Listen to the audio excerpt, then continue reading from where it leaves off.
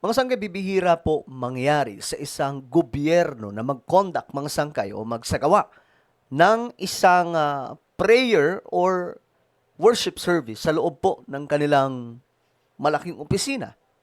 Pero mga sangkay, nangyari po ito ngayon doon sa White House sa bansang Amerika. Yo, what's up guys? This is me. We are back dito sa ating YouTube channel, Sangkay Revelation. Kamusta po kayo mga kababayan? Mga solid sangkay na nanonood ngayon? Kung saan dito lamang po natin pinag-uusapan yung mga usapin patungkol po sa salita ng Diyos, tungkol sa mga propesiya, tungkol sa mga nagaganap sa ating mundo, mga magagandang usapin na ikalulugod ng ating Panginoon at ikatataas ng ating pamumuhay o paglilingkod sa Kanya. Ngayon mga sangkay, may nangyari nga po doon sa Amerika, no?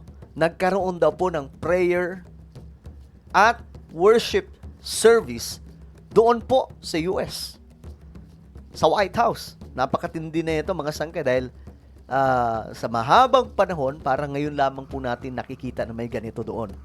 Alright? Mag-usapan po natin ito, but anyway guys, bago tayo magtuloy-tuloy, sa mga hindi pa po dyan nakakapag-subscribe sa ating YouTube channel, makikita nyo po yung subscribe button sa baba ng video na to.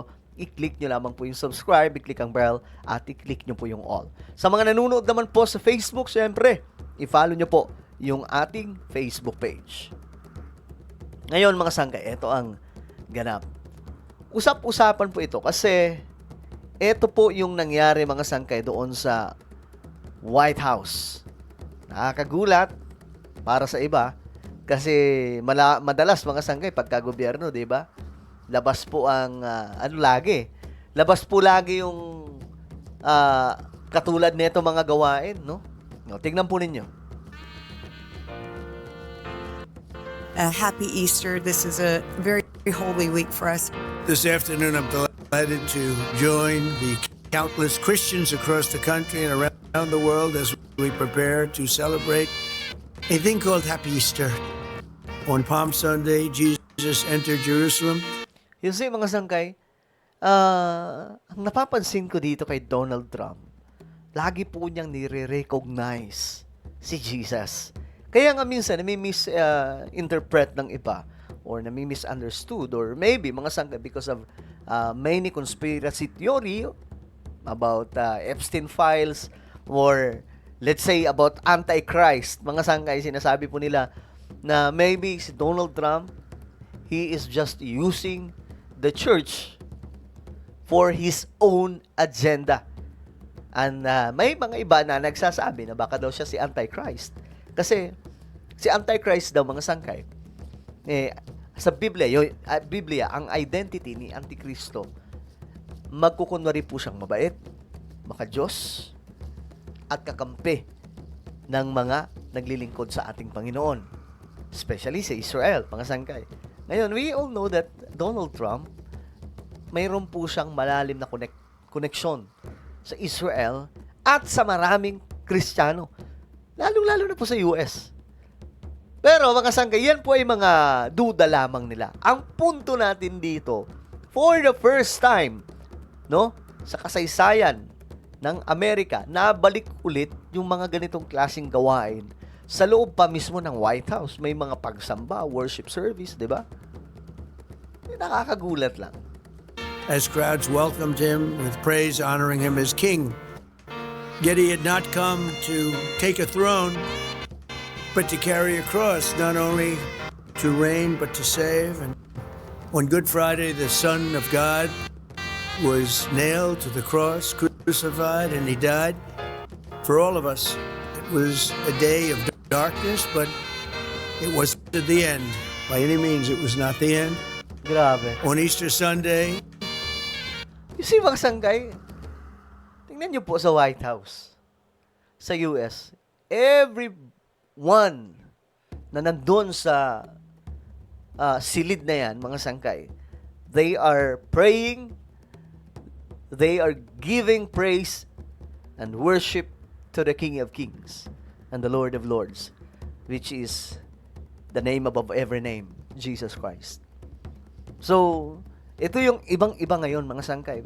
Maraming bumabati about dito sa Holy Week. Pero bibihira po mga sangkay yung nagsasagawa talaga ng service, Bible study, sa loob po ng White House. Ngayon lamang po yan nangyayari, panahon po ni Donald Trump actually. The stone was rolled away and the grave was empty. Christians everywhere rejoiced in the resurrection of Jesus Christ. It was the great miracle. Ang nakita ko talaga dito kay Donald Trump, sobrang pro-Jesus siya eh. No? Naalala ko yung statement niya, mga sangkay. I think yun po yung first term niya as a president of United States of America. Sabi po niya, hindi daw siya yung boss. Walang ibang boss kundi si Jesus. Sabi po niya yun, mga sangkay. People from every nation, language, and background can take on any difficulty, press through any trial, and endure any hardship. With Christ, not one thing can separate humanity from the powers of God's everlasting love. So ito po yung nangyari mga sangkay doon sa White House. At may mga nag-react nga po dito. Ito, tingnan po natin. Amen, and God bless our president. On Good Friday, the Son of God was nailed to the cross, The Son of God, not God the Son, but Son of God. crucified, and he died for all of us. It was a day of darkness, but it wasn't the end. By any means, it was not the end. On Easter Sunday, the stone was rolled away and the grave was empty. The grave was empty. Ibig sabihin, buhay si Jesus. Christians everywhere rejoiced, and we continue to rejoice. Easter is one of the incredible days. It was the miracle in all of history, the resurrection of Jesus Christ. It was the great miracle, I guess, right? Amen. Mga sangkay, alam nyo, yung resurrection talaga ni Jesus Christ, yun yung nagbigay sa atin ng kapangyarihan para maligtas. Bakit? Nabuhay siya. Hindi po siya forever patay. Di ba maraming mga iniidolo ngayon, mga sangkay, sinasabing bayani. Pero, patay na po sila. But Jesus, He died on the cross, but after 3 days, na-resurrect. Nakausap ng mga disciple at umakyat po sa langit, mga sangkay. Yun yung kaibahan ng lahat, mga sangkay. Si Jesus lamang po yun. Lahat ng mga taong may mga sinasambang Diyos, yung kanilang sinasamba, matagal na pong patay at hindi nag-i-exist. But we, as a believers, we are serving the name above every name, kung saan na-resurrect, mga sangkay. And soon, He is coming. I believe, mga sangkay, malapit na po ang pagbabalik ni Jesus Christ. He told his followers, I am with you always, even to the end of the age, because of the events of Holy Week 20 centuries ago. People from every nation, language, and background can take on any difficulty, press through any trial, and endure any hardship. With Christ, not one thing can separate humanity from the powers of God's everlasting love. Across the generations, what happened on Easter has inspired his followers to love one another, to forgive, to do works of charity, and build the beautiful churches. And we have some of the most beautiful buildings in the world. To me, churches I love great architecture, and we have some of the most beautiful churches. Christians have opened schools, ministries, and hospitals on every continent to teach care and heal those in need, and they do it with love, and they do it with great affection. So ito po yung message ni President Donald Trump, mga sangkay. At kaya nang sinabi ko, ang presidenteng ito, siya po yung nakita ko, mga sangkay, na pangulo na solid pro-Jesus. No?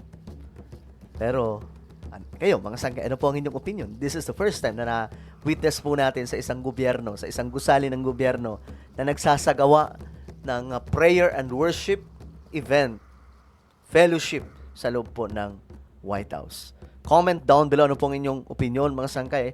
Huwag niyo pong kalilimutan i-subscribe yung ating YouTube channel. God bless everyone.